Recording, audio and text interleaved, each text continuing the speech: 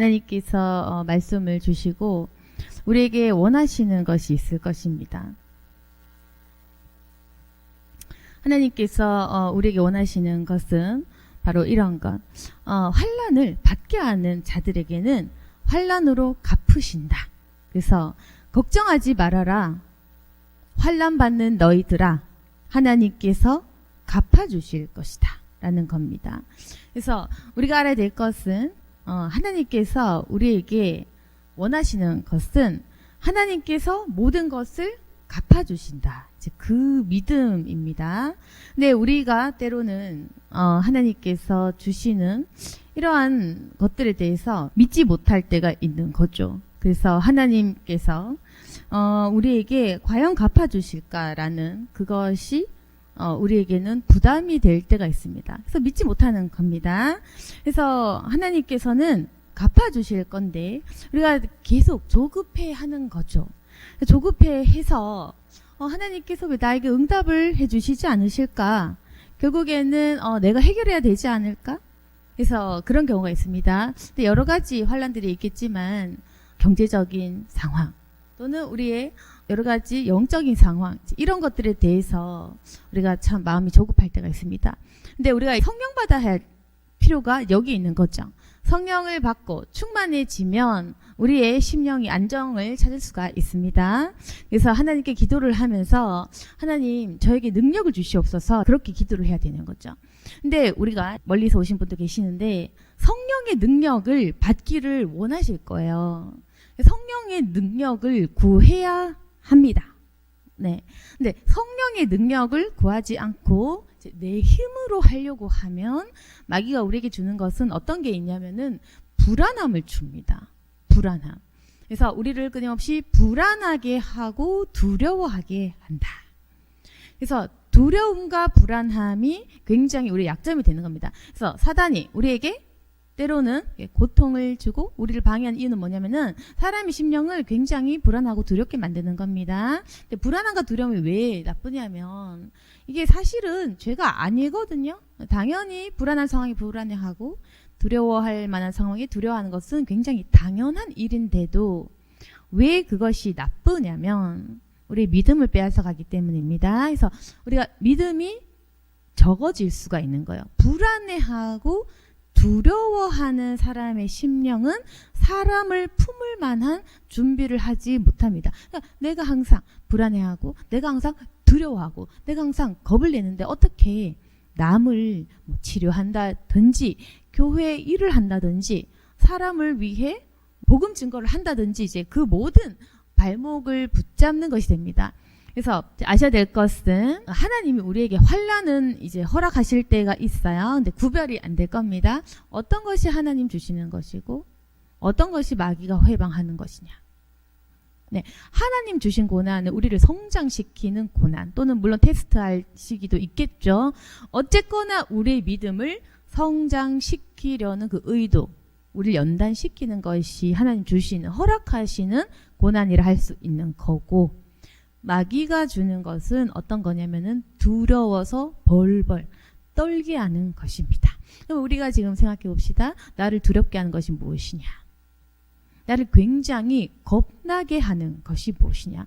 굉장히 우리를요 벌벌 떨게 하는 것들이 있을 겁니다. 내 건강 문제라든지 우리 가정의 문제라든지 교회 일이라든지 내 사역적인 문제라든지 근데 인간관계든지 경제적인 환경이든지 나를 이제 겁나서 벌벌 떨게 하는 것들이 있단 말입니다. 저도 마찬가지로 얘기 듣다 보면 저도 이럴까봐 겁나고 저럴까봐 겁나고 저 역시 사람이기 때문에 겁나고 걱정되고 근심하게 되는 게 있습니다. 저도 없지는 않고 당연히. 근데 있는데 들어오는 여러 가지 문제들을 어떻게 쳐내야 하느냐의 문제인 거죠. 우리 모두가 고난 또는 환난 또는 시험을 당하고 앞으로 계속 당하고 살 건데 이제 이걸 어떻게 이제 처리할 수 있을 것이냐. 이제 그게 문제인데 여기서 기도해야 될 이유가 있는 것입니다. 기도를 해서 쳐내라. 이건 이제 그냥 굉장히 상식적인 건데 근데 문제는 뭐냐면은 기도해도 안 되는 게 문제인 거죠. 믿음이 부족하니까. 믿음이 부족하니까 기도를 해도 그 불안함이 가시질 않는 거죠. 그래서 기도를 했는데 기도하고 나면 그뿐이고 집에 가면 다시 불안해지고 이게 문제입니다.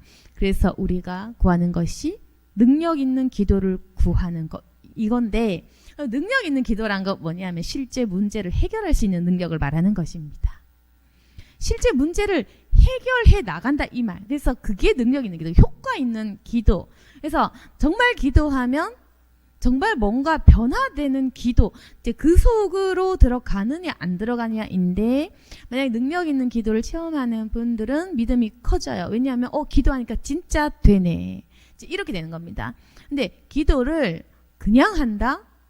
그냥 하고 의무적으로 하는데 그 능력을 믿지 않는다? 그러면 삶의 변화가 없고 마치 타 종교인 입으로 이렇게 뭐 연불 외우고 이런 거랑 별 차이가 없는 거 중언부언하는 것밖에 되지 않은 거예요. 믿음 없는 기도는 그냥 입술만 움직이는 것에 불과하다. 그래서 마귀가 우리가 믿음이 있으신 분들이잖아요. 우리의 믿음을 빼앗기 위해서 굉장히 우리를 당혹스럽게 하려고 불안함과 두려움을 주는 겁니다. 그래서 믿음 있는 사람은 불안한 상황에도 그것을 기도로 내어 쫓고 불안함과 두려움을 내어 쫓고 계속 담대함을 유지하는 겁니다. 근데 우리가요 어느 정도 성숙했다고 해서 담대한 사람이 되는 게 절대 아니고요. 계속 싸우는 과정이라는 것을 인지하시기 바랍니다. 다 아시겠지만 완성형은 없는 거예요. 그래서 기도를 많이 하면 담대한 상태를 유지하는 거고 담대한 사람이라 할지라도 기도 안 하면 불안해지는 거고 기도하면 또 올라가고 기도 안 하면 내려가고 이제 이런 겁니다. 신앙생활이라는 것은 늘 이렇게 왔다 갔다 하는 거예요. 그래서 믿음 좋은 사람 이런 건 존재하지 않습니다. 믿음 좋은 사람이 믿음 떨어지기도 하고 성령 충만한 사람 성령 떨어지기도 하고 다시 올라가고 그랬어요. 전 예전에 이런 말이 굉장히 이게 이해가 안 된 적이 있는데 그건 뭐냐면 믿음 좋은 사람을 만나야 한다 뭐 이런 말들. 예를 들어서 우리도 젊은 분들은 이런 걸 들어보셨겠죠. 믿음 좋은 사람을 만나라 뭐. 근데 그 말 자체가 제가 어렸을 때 들었을 때도 말이 안 되더라. 아니 믿음 좋은 사람이 왜 있냐? 없잖아. 이게 무슨 말이냐면은 오늘 믿음 좋아 내일 믿음 떨어지는 것이 인간입니다. 전 그걸 어릴 때도 알고 있었어요. 아니 믿음 좋은 사람 그게 어디 존재하냐. 그리고 오늘 불신자라도 내일 영접할 수 있는 거 아닙니까? 그렇잖아요. 그래서 믿음 좋은 사람도 내일 실족할 수 있는 거고 성령 충만한 사람도 내년에 변질할 수도 있고 그 내년에 완전 방황할 수도 있고 또 믿음이 아예 없는 사람도 믿음 생길 수도 있는 거고 믿음 좋은 사람이라는 건 없습니다. 그러니까 사람의 믿음이 좋아지다가 나빠지다가 좋아지다가 이런 거예요. 그래서 저는요 사람들을 상담해 줄 때 믿음 좋은 사람이라는 건 존재하지 않으니까 사람의 인격을 보고 사람 됨됨이가 더 중요하다 이렇게 저 얘기를 해줬거든요. 그래서 젊을 때부터 연애 상담, 결혼 상담도 조금씩은 해줬지만 이제 이런 부분을 얘기해줬습니다. 물론 나의 동반자를 만날 때 어떤 부분이 가장 중요하냐면 신앙이 아니라 인격을 봐야 돼. 왜 인격은 변하지 않으니까 잘 안 변하는 천성이라는 게 있어. 예를 들어서 바람 피는 천성은 신앙을 가져도 바람 피는 게 인간이다. 이성이 뒤떨어지면 신앙심이 어느 순간 생겨서 거듭나서 막 변화되잖아요. 그래도 그 사람이 공경에 처할 때 급박한 상황에 내몰릴 때 또는 힘들어질 때 다시금 지본성이 툭 튀어나오는 게 인간이거든요. 그래서요 인격이 좋은 사람은 그냥 그 인격 그대로 들고 가는 거거든요. 그래서 저는 연애 상담, 결혼 상담 할 때 믿음이라는 그 기준 누가 보고 누가 정하고 누가 판단할 것이냐 사람의 인격을 보십시오. 전 그렇게 얘기를 하죠. 순하고 착하고 천성이 밝은 사람 그런 거 아니면 나와 성격이 맞는 그런 사람을 보라고 얘기하거든요. 그래서 뭐 제가 말씀드리고 싶은 것은 믿음 좋은 사람 그런 건 없어요. 불신자 내일 영접하면 신자 되는 것 아닙니까? 그래서 실제로 제 주변에 엄청 믿음 좋은 전도사님 또는 목사님과 결혼했다가 엄청 후에서 병까지 얻는 그런 지인도 있고 또 아니면 불신자랑 결혼했는데 전도 잘해서 워낙 뭐 착하니까 사람들은 다 비난했죠. 왜 불신자랑 결혼해? 그러나 우리 교회 데리고 와서 엄청 착하게 신앙생활 잘하는 그런 분도 있고 그래서 알 수 없는 겁니다. 그래서 우리 저기 할아버지 목사님, 할머니 목사님 이렇게 가르치죠. 무조건 신자만 만나. 저는 잘 모르겠습니다. 불신자라도 인격이 좋으면 전도 쉽게 하고 쉽게 교회 나와줘요. 오히려 신자 만났다가 큰 코 닥치는 케이스를 전 너무 많이 봤거든요. 그래서 이 사람이 이 선입견, 믿는 자들의 선입견이라는 게 있습니다. 근데 저는 선입견이 없어요. 왜? 내가 불신자였으니까. 내가 불신자고 내가 직장인으로 이걸 시작을 했고 우리 집안 자체가 불신자 집안이니까 저는 그 믿음 있는 사람들이 가지고 있는 선입견, 편견, 경험해보지 않은 그런 말들, 그런 거는 별로 영향을 받지 않고 살아왔고, 그래서 제가 보는 눈은 그런 거예요. 아주 객관적인 거예요. 정말 중요한 것은 사람 인격이더라. 네, 그래서 여러분이 이제 제가 왜 이 말씀 드리냐면은 사람을 만날 때 이게 기준을 다시 새롭게 하셔야 됩니다. 여러분들은 알게 모르게 선입견, 편견을 가지고 신자, 불신자를 나누는 그 태도를 가지실 수 있어요. 그리고 나에 대한 그 생각 자체도 그렇습니다. 내가 믿음 좋은 사람이라고 계속 자만할 수도 있습니다. 근데 저 같은 경우도 마찬가지. 성도들이 저를 너무 신뢰하면 믿지 마세요. 내가 언제 어떻게 될지 어떻게 아냐. 사람 믿지 마라. 지금은 잠시 내가 신앙심이 조금 좋지만 뭐 나도 어떻게 될지 모르잖아요. 그래서 저는 제가 신앙심이 떨어지면 피하라고 이제 얘기하는 경우도 있고, 아무튼 저는 그런 겁니다. 나도 나를 몰라. 나도 나의 미래를 믿지 못하는 거죠. 사람이 아무리 마음 먹어도 아무리 성령 받아도 제 아무리 결심이나 그 결심 자체가 무너지는 것이 인간. 우리 이걸 알면 나에 대한 그 생각이 바뀔 겁니다. 그 타인을 보는 시선도 바뀔 겁니다. 여러분께서 계속적인 그 선입견, 편견, 사람 가르고 사람 나누고 이제 이런 것들 저는 굉장히 많이 봐요. 제가 사람 심령을 좀 본다고 말씀을 드렸잖아요. 그래서 사람 심령을 보면 서로가 서로를 보고 편 가르고 나누고 그런 것들이 보입니다. 근데 이 인간에 대해서 모르기 때문에 교만하거나 남을 판단하거나 이제 그렇게 되는 거. 그래서 이 눈을 가지고 여러분께서 사람을 만나다 보면 누가 나에게 득이 되는지 누가 나에게 악이 되는지 누굴 피해야 되는지 누굴 만나야 되는지 그걸 잘 모르는 거예요. 그래서 나에게 해가 되는 사람을 가까이 가기도 하고 나에게 득이 되는 사람의 말을 거부하기도 하는 거죠. 그래서 제가 참 답답한 것은 도움되는 사람이 많은데 그걸 모르고 그 도움을 모른 척하는 사람도 많고 나에게 해가 되는 사람을 가까이 해서 패가 망신하는 경우도 많고 여러분 그래서 여러분이 다시 생각을 해봐야 될 것은 인간이란 약한 존재다. 믿음 좋은 사람이라는 것은 존재하지 않는다. 모든 인간은 연약하다. 목사님이라도 평신도보다 못해질 수가 있는 겁니다. 평신도라도 뭐 완전히 불받을 수 있는 것. 그래서 그걸 서로가 이제 인지하고 있어야 되는 거죠. 그래서 이제 이것을 분명히 아시면 내가 신앙적인 방황을 들어왔어. 그러면은 나에 대해서 실망하기보다는 내가 연약한 인간이구나. 나는 어찌할 수 없는 존재구나. 이렇게 받아들이셔야 되는 부분이 있습니다. 왜 그러냐면은 이걸 이해를 못하면 신앙적으로 계속 방황하다가 끝이 나요. 나는 왜 하나님 실망시켰을까? 왜 나는 믿음이 좋은 사람이었고 나는 또 사역자인데 나는 왜 이 모양일까? 이제 이렇게 해서 우리가 우울함에 빠질 수 있습니다. 근데 우리가 믿음 좋은 사람이라 할지라도 방황할 수 있다라는 그 사실을 인식하셔야 돼요. 내가 연약하구나. 이것이 인간이구나. 나의 본능은 바로 이런 것이구나. 해서 진실에 가까이 근접하다 보면 깨달음이 생긴다는 겁니다. 이렇게 돌을 깨야 되는 거예요. 제가 안수해보면 어떤 사람은 탁탁하고 어떤 사람은 성령이 쑥쑥 네, 아무튼 그게 우리가 머리에 돌을 깨는 그 작업이 있습니다. 이제 저는 성도들하고 교제를 하면서 어떤 깨달음과 깨우침과 가르침을 주다 보면 그 돌이 깨어지는 그 작업 그걸 이제 경험한 적도 있고 체험한 적도 있거든요. 그래서 우리 머리에 뭐 실제 돌이 있다는 말 아니고 돌 같은 단단한 이 무지함이 존재하는데 이 돌을 깨는 작업이 필요하다.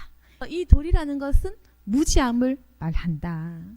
그래서 뭐냐면은 진실에 근접해야 된다는 소리입니다. 이게 조금 어려운 말일 수도 있고 제 기준에선 쉬운데 이게 어떻게 받아들여질지는 모르겠지만 진실에 근접해서 나쁠 게 없는 거예요. 근데 이제 진실에 근접하고 진실에 접근하기가 굉장히 어렵습니다. 왜? 진실은 슬프거든. 아시겠습니까? 진실은 슬퍼. 왜? 우리가 재벌로 연예인으로 태어난 게 아니잖아. 진실은 슬퍼. 진실을 얘기하다 보면 우리의 부족함이 들키는 거예요. 아, 내가 루저구나. 내가 못하는 게 많구나. 내가 악하구나. 이제 이런 기타 등등인 것입니다. 진실에 접근하기까지 엄청 어렵습니다. 인간의 악함, 나약함, 인간의 교만함, 인간의 더러움, 쓰레기 같은 나 자신을 이제 보기까지. 그래서 사람들은 좋은 말 하기를 원해요. 예쁜 말 하기를 원하기 때문에 당신은 사랑받기에 충분하고 당신 존중받기 충분하고 어떡하라고. 그런데 이 현실은 사랑 못 받고 이 현실은 나를 좋아하자. 이 현실은 나를 왕따시키는 거야. 내가 비호감이라고 말한 이 세상인 겁니다. 돈 없고 못생기면 비호감이 된 이 세계에서 근데 우리가 진실을 외면하고 거부하는 방법을 세상 속에서는 가르치는데 우리가 방어막을 쌓다 보니까 서로 성격이 지금 안 좋잖아요. 여러분 다 성격이 안 좋잖아요. 네? 말을 하면 삐딱하게 받아치고 진실 말하면 딱 회피하고 착한 척을 한다거나 오히려 모진 말을 한다거나 성격이 이상하게 이렇게 다 변화된 겁니다. 그걸 제가 한꺼풀 한꺼풀 벗겨내는 작업을 치우라고 하는 거예요. 모든 사람들이 방어 기제, 날카로운 이 성격 또는 굉장히 또 이상한 성격으로 살아가면서 서로의 그 상처들을 거절하는 그 방식으로 살아가고 있는데 여기선 치유가 일어나지 못해. 그래서 제가 말씀드리고 싶은 것은 진실에 접근해야 온전한 치유가 가능하다. 진실에 접근하라 이 말입니다. 근데 이걸 인간적으로 생각하면 아니 진실은 어렵고 진실은 힘들고 진실은 슬퍼. 진실은 사회가 나에게 루저라고 말하는 게 진실인 거예요. 근데 너무 싫거든. 응? 루저라는 말이 듣기 싫어서 목사한 거야. 루저라는 말이 듣기 싫어서 전도사를 한 거야. 저는 그런 사람들을 신대원에서 너무 많이 만나봤어요. 공부 못하니까 신대원 갔어. 사업 망하니까 신대원 갔어. 결혼 못하니까 신대원 갔어. 뭐 못하니까 신대원 갔어. 뭘 못하니까 신대원 갔어. 그래서 참 이게 어느 집단을 가도 네, 신대원 욕하는 게 아니라 그냥 하나의 비유일 뿐입니다. 어느 집단을 가도 상처받은 사람들이 모여 있는 곳, 상처받은 그 집단, 네, 뭐 의사 교수라고 별다를 게 없습니다. 의사들이 엄청나게 술을 많이 마신대요. 정신적으로 멘탈이 나가기 때문에. 그래서 결혼감으로 절대로 뭐 어떤 직업 만나지 말라 그런 말도 있어요. 아무튼 그래서 어느 집단을 가도 결국엔 똑같습니다. 머리가 좋으면 좋은 대로 또 다른 영역에 머리가 나빠. 그런 게 있습니다. 그러니까 IQ가 좋으면 EQ가 발달이 못 돼. 공부를 많이 하면 공부를 많이 했기 때문에 공부 빼고 다 바본 거예요. 그래서 이게 이런 게 있어요. 사람이 결국 머리 좋은 사람도 없는 거야. 학생을 가르치는 일을 하자. 학생 가르치는 일 빼고 아무것도 못해. 운전도 못해. 밥도 못 차려. 그러면 밥 차리는 거예요. 그 사람 바본 거예요. 생존을 하려면 밥을 먹어야 될 거 아닙니까? 밥하는 사람은 밥만 알아. 그렇죠. 언어에 능숙하면 과학을 못해. 과학을 잘하면 말을 못해. 그래서 이게요. 여러분 지능이 좋으면 EQ 굉장히 떨어진 사람 있고 EQ가 발달돼도 머리 나쁜 사람 있고 어떤 집단을 가든 전문적인 사람은 있겠지만 그거 빼고 다 못하니까 이제 가족들은 굉장히 답답해하는 거죠. 제 말을 듣고 아주 찔리는 지식인들도 많을 건데 아무튼 그래서 서로 불만인 거야. 처음에는 이 사람 이게 잘난 것 같아서 존중하고 싶고 그런데 들여다보면 별것이 없는 거야. 그게 인간. 내가 이렇게 자꾸 파헤치는 이유가 뭐냐면 진실에 접근을 해서 나 자신을 굉장히 명확하게 보는 게 어렵다. 근데 우리가 타인은 굉장히 명확하게 볼 수 있고 보려고 하고 굉장히 아주 참 철저히 객관적인 잣대로 봄에도 불구하고 나 자신에 대한 그 동정심과 연민 또한 그 나 자신에 대한 지극히 거대한 자기애로 인해서 나 자신의 것은 회피합니다. 그래서 제가 그랬잖아요. 회피하면 치유가 잘 안 된다고. 근데 제가 그 진실에 접근하는 그 일들을 우리 교인 일부에게는 해봤는데 진실에 접근하면 치유가 조금씩 일어나는 거예요. 그래서 세상적인 방법은 진실을 덮어. 너는 소중해. 너도 예뻐. 네가 어때서? 넌 사랑받을 만해. 이렇게 해서 진실을 이렇게 가리워서 살라고 얘기하지만 그 방법이 현실적으로 안 맞기 때문에 그 방법이 효과는 없다는 거죠. 사람들이 정신과 가면 엄청나게 많은 사람이 있습니다. 진짜 어느 병원, 어느 정신과 가도 엄청나게 많은 사람들이 신경 안정제를 먹고 있는데 저 같은 목사가 아니면 또 모를 겁니다. 얼마나 신자들이 아파하고 있는지, 불면증이 시달리는지, 기도한다고 안 나오니까. 그러니까 신자들도 수많은 병원에 다니면서 안정제를 복용해야 하는 거죠. 저는 뭐 상담을 많이 했으니까 얼마나 많은 사람들이 아파하고 약을 먹는지 제가 알잖아요. 근데 진짜 조금 오버해서 말하면 반 이상이 다 먹는 것 같을 정도로 지독히 많습니다. 엄청 아픈 거예요. 그래서 제가 말씀드리고 싶은 것은 세상적인 방법이나 약으로는 치유가 안 됩니다. 안 되고, 그래서 하나님 앞에서 완전히 치유를 받아야 되는 겁니다. 하나님 앞에서 완전한 치유. 치유를 하려면 진실에 접근해야 돼. 근데 진실에 접근하기까지 아프단 말이에요. 아프기 때문에 안 하려고 하죠. 실패합니다. 그래서 진실에 접근해서 내가 얼마나 악하고 나약한지 그걸 파헤쳐야 돼요. 내가 얼마나 악한지, 내가 얼마나 또한 약한지, 더러운지 그걸 파헤쳐야 됩니다. 그래서 저 같은 경우는 제 자신에 대해서 얼마나 깊은 묵상을 통해 파헤쳤겠습니까? 그러니까 저는 그럼 난 이제 나를 파헤쳤어. 그러면 저는 이제 더 이상 나 자신에게 실망하지 않는 거예요. 원래 그런 인간이니까. 네. 그리고 나에 대해서 과도한 기대하지 않는 겁니다. 네, 아무런 기대감이 없는 거예요. 그렇다면 제가 과연 우울증이 있을까? 없습니다. 나에 대해서 얼마나 악하고 약하고 또한 루저인지 내가 내 자신을 너무 명확히 잘 안다는 것이 진실에 접근한 순간, 내 악함이 보이는 순간 나는 또한 주를 명확히 볼 수 있는 겁니다. 여러분이 가지고 있는 수많은 그 약점들과 열등함과 애정, 결핍과 진실을 보지 않으려는 그 마음 때문에 나 자신이 안 보일 뿐더러 신의 하나님의 모습까지 잘 안 보이는 거예요. 진실에 접근할수록 나 자신을 보고 나 자신을 향한 하나님의 시선을 볼수록 하나님을 또한 발견할 수 있는 것입니다. 여러분, 이게 영적 접근이라서 같은 말인 거예요. 나 자신을 알아라. 나 자신을 발견해라. 하나님을 만나라. 이게 다 연결되어 있다는 소리입니다. 진실에 접근할수록, 진리에 접근할수록 하나님 명확히 보인다는 뜻인데, 그래서 나를 명확하게 보고 그 속에서 나를 창조하신 하나님을 만나고 그 창조의 뜻, 그 아픈 이 인생사에 대한 하나님의 지극히 명확한 그 관점, 심판의 그 의도, 확실히 우리가 이 진실에 접근을 하는 순간 이 모든 것들이 납득되어지고 받아들여지는 그 깨달음 속으로 우리가 가야 된다는 겁니다. 근데 이 깨달음은 제가 가르쳐 줄 수는 없어요. 사람의 심령으로 받아들이는 작업이니까 그렇습니다. 그냥 말로 할 수 있는 지식이 아닌 거야. 말로 할 수 있으면 제가 책 써서 이렇게 프린트 나눠주면 끝이겠죠. 그게 무슨 깨달음이겠어요. 깨달음이라는 것은 내 마음이 활짝 열려서 하나님의 그 뜻을 받아들인다는 것을 의미합니다. 그래서 이 깨달음은 이 도를 터득한다는 것은 나 자신을 알라. 이런 말, 모든 그 어려운 사실들은 내 영이 그 알을 받아들인다.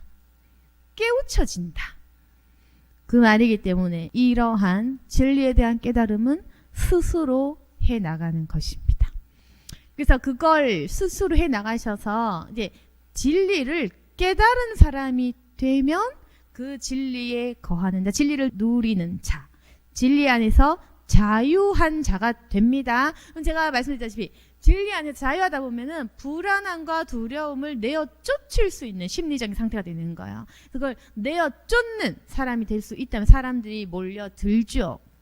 왜? 이 세상에 두려워하지 않은 사람이라는 건 없거든. 다 불안하고 다 두려워. 죽음과 가난 때문에 모두가 다 두려워한단 말입니다. 근데 혼자 안 두려워하면 굉장히 튀게 되겠죠? 같은 상황에서 안 불안해하는 사람, 안 두려워하는 사람은 찾아가는 거예요. 그래서 진리 안에 거하신 여러분들이 그런 사람이 돼야 되는데, 이게 문제는 사기꾼들도 그런 척을 하기 때문에 사람들이 사기꾼, 이단 이런 데 몰리는데, 정말 예수님 잘 믿는 이제 여러분 같은 그런 사람들이 진리를 실제 깨닫고, 그래서 깨달은 척이 아닌 실제 진리를 만난 분들이 되셔서 사람들로 하여금 그 불안함과 두려움을 내어 쫓아줄 수 있는 그런 역할을 하셔야 됩니다. 그래서 그 두려움을 내어 쫓을 수 있는 그런 상태가 되면 사람들이 찾아와서 우리에 대해서 물을 겁니다. 그럼 그때 예수 그리스도에 대해서 말해 주실 수 있는 것입니다.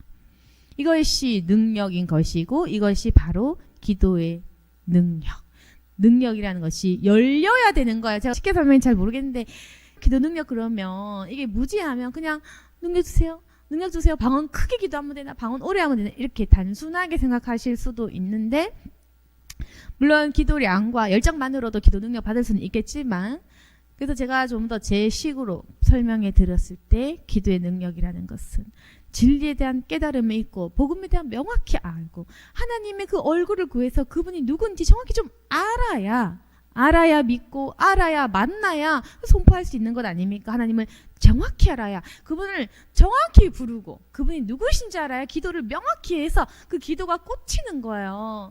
그래서 귀신도 마찬가지. 대적하려면 그 귀신을 내어 쫓아야 걔가 나갈 거 아닙니까? 하나님을 명확히 우리가 알고, 연보라듯이 기도하면 안 돼. 명확히 알고 진리를 부르짖어야 그 진리이신 분께서 내 마음 안에 오실 것 아닙니까? 우리가 스스로 깨달아야 된다.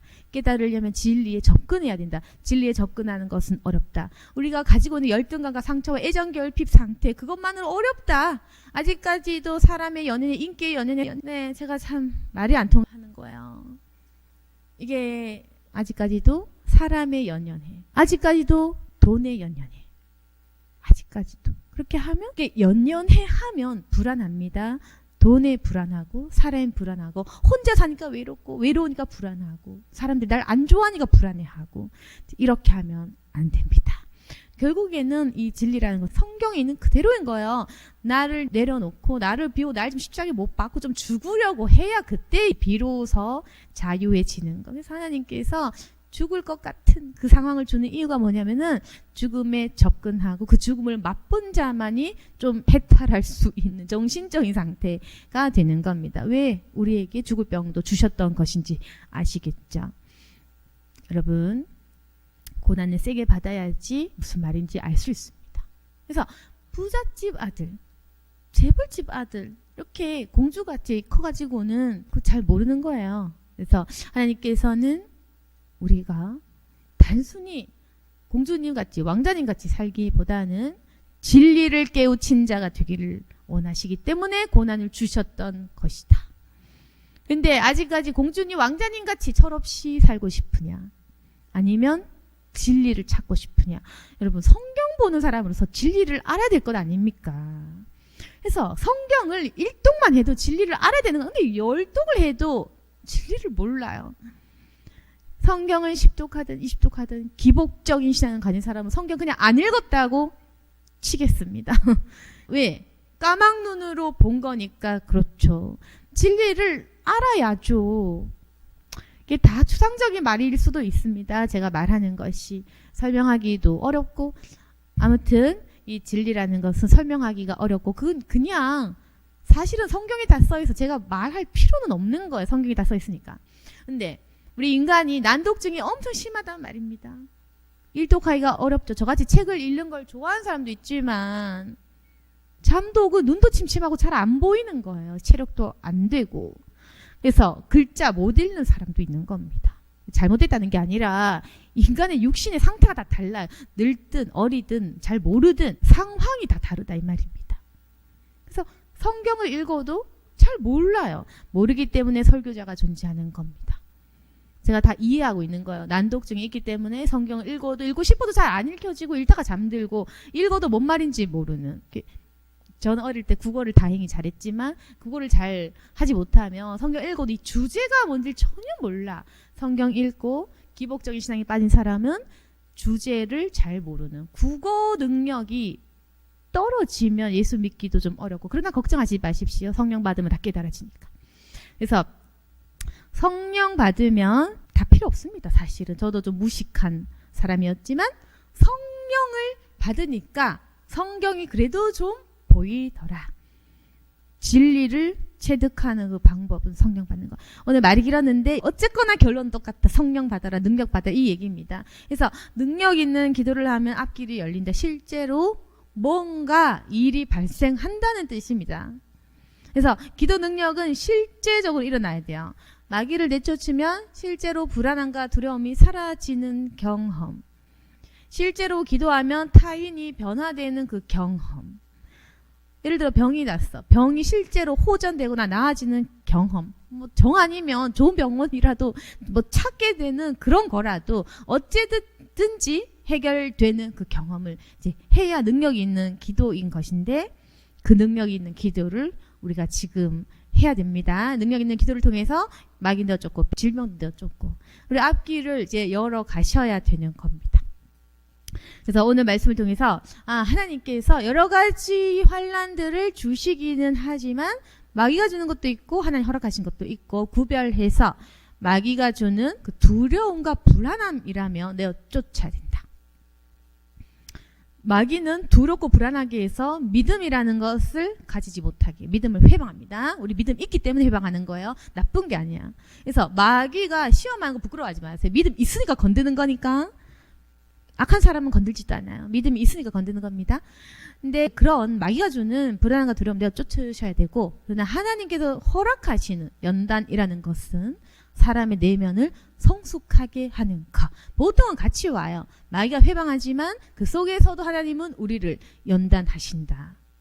아시겠죠? 그 모든 상황에서 하나님은 악한 것조차도 선함으로 덮으시고 그 역사를 일으키시기 때문에 우리가 마귀 공격을 받고 해방당할 때라도 주님께서는 쉬지 않은 시골을 위해서 중보하시면서 우리를 승리할 수 있도록 이끌어 주시니까 기도 많이 하셔야 됩니다. 기도 안 하면, 소통이 안 되면 하나님께서 계속 우리를 기다리시는 것밖에 안 되는 거예요. 내가 기도 안 하면서 응답 왜 안 되지? 라고 하실 수 있는데 하나님이 기다리시는 중입니다. 하나님 침묵이 아니라 우리가 기도하기를 기다리시는 거죠. 그래서 기도 똑바로 안 하면서 하나님 왜 응답 안 해? 기도 안 하니까.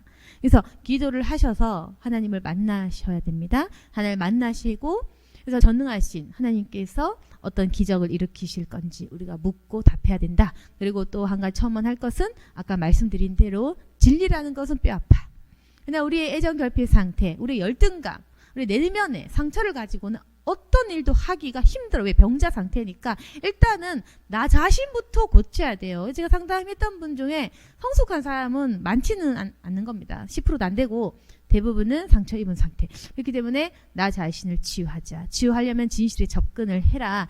세상적인 가르침보다는 영적 접근, 영적인 관점에서 하나님을 만나고 나 자신을 만나고 나의 연약함과 나의 악함을 인정하라. 나의 악함을 인정하라는 겁니다. 거기서 시작이 될 것입니다.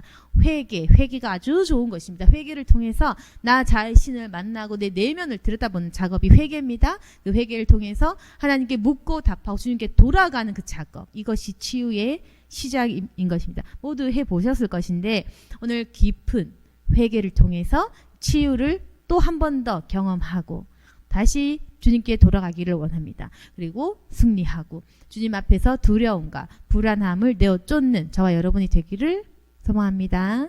아멘. 기도하겠습니다. 거룩하신 하나님 아버지, 오늘 말씀을 통해서 다시 한번 능력 구해야 됨을 깨닫습니다. 능력 구할 수 있도록 도와주시옵소서. 이제까지 우리의 힘과 우리의 능력을 믿었을지도 모릅니다. 불안함과 두려움 속에서 보이지 않는 주님을 의지하기가 참 어렵고 보이지 않는 주님의 손을 잡기가 너무나 어렵습니다. 하나님, 우리의 영안이 활짝 열릴 수 있도록 도와주옵소서. 또한 성경이 깨달아지게 도와주시고 이 말씀이 깨달음으로 오게 하여 주시옵소서. 주님, 영적 능력은 성령 받으면 남녀노소 어떠한 환경과 상황에 관계없이 주님께서 그 깨달음과 진리를 부어주실 거라고 믿습니다. 그래서 성령을 받게 하시고 그 성령 하나님을 통해서 주님을 보게 하여 주시옵소서. 우리 내면의 상처가 다 치유되게 도와주시옵소서. 우리와 함께 해주시고 우리의 손을 붙잡아 주시고 오늘 우리에게 말씀하시는 주님의 음성을 듣게 하여 주옵소서. 또한 여기에 함께 모여 기도할 때 능력을 사모하오니 능력 주시옵소서. 기도 능력을 주시옵소서. 방언이 새롭게 더욱 열리고 방언의 통변이 되어지고 또한 하나님의 계시를 명확하게 잘 알아차리고 주님의 환상을 통해 내면이 치유되고 하나님을 직접적으로 만나는 그 경험을 통해 우리의 마음이 안식을 누릴 수 있도록 도와주옵소서. 또한 사역자는 사역할 수 있는 큰 능력을 더욱더 기름 부어 주옵소서. 예수님 이름으로 기도드렸습니다. 아멘.